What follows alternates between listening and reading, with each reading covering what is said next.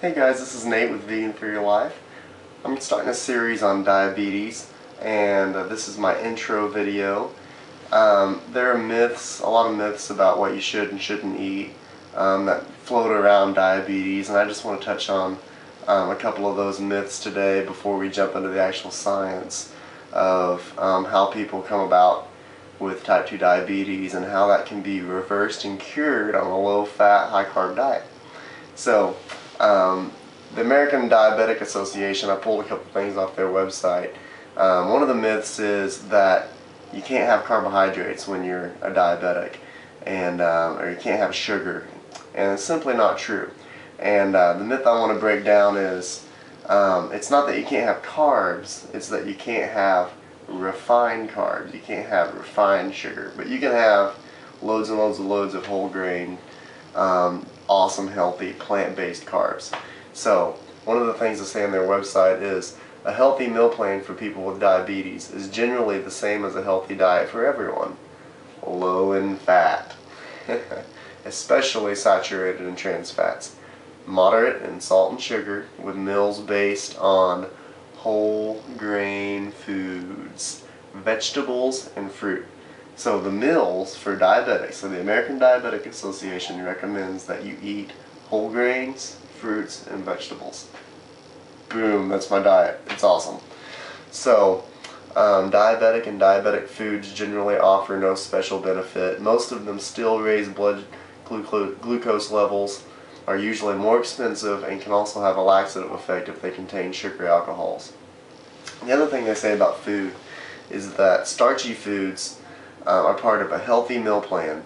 I hear this all the time, well, you can't have potatoes if you're diabetic, and not true. What's important is the portion size.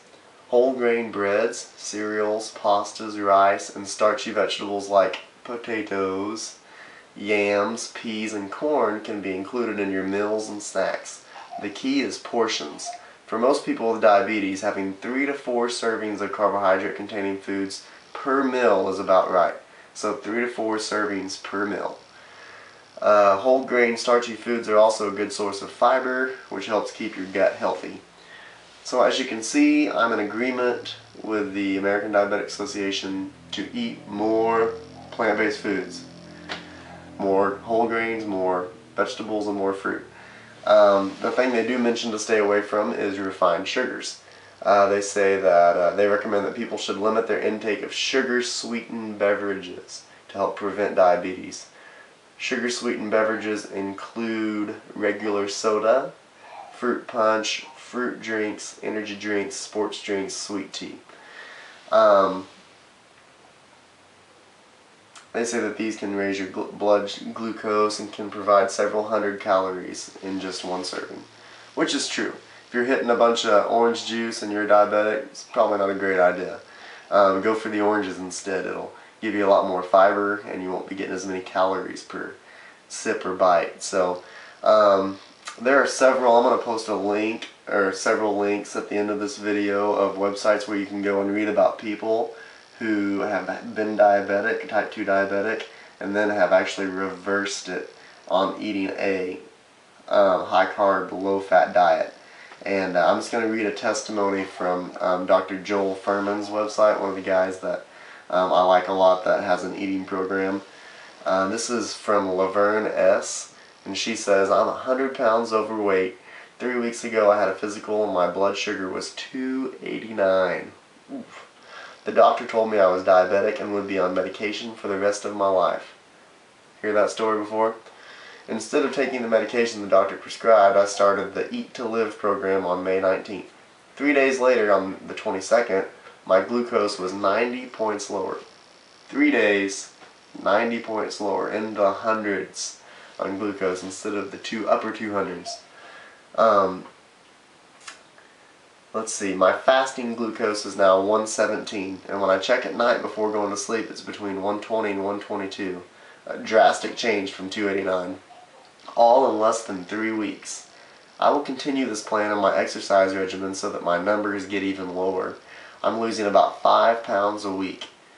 Eat to Live has saved my life. Thank you, Dr. Fuhrman. So this lady's losing 5 pounds a week, and in 3 weeks, her blood sugar levels are back down into a normal range. And it's just amazing. Obesity is actually one of the #1 risk factors for getting type 2 diabetes. And type 2 diabetes is also greatly linked to heart disease and strokes. And they say that on their website. American Diabetic Association says that 2 out of 3 people with diabetes die from heart disease and stroke. And so these diseases are closely related. They're closely related with obesity. So to be on a diet that you're losing weight and getting back down to a healthy level is obviously going to have immense benefits for diabetes. So we're going to look into this a little bit more, the science behind some of the risk factors and how you can adjust those in the next video. Hope you guys enjoyed this, and stay tuned next time.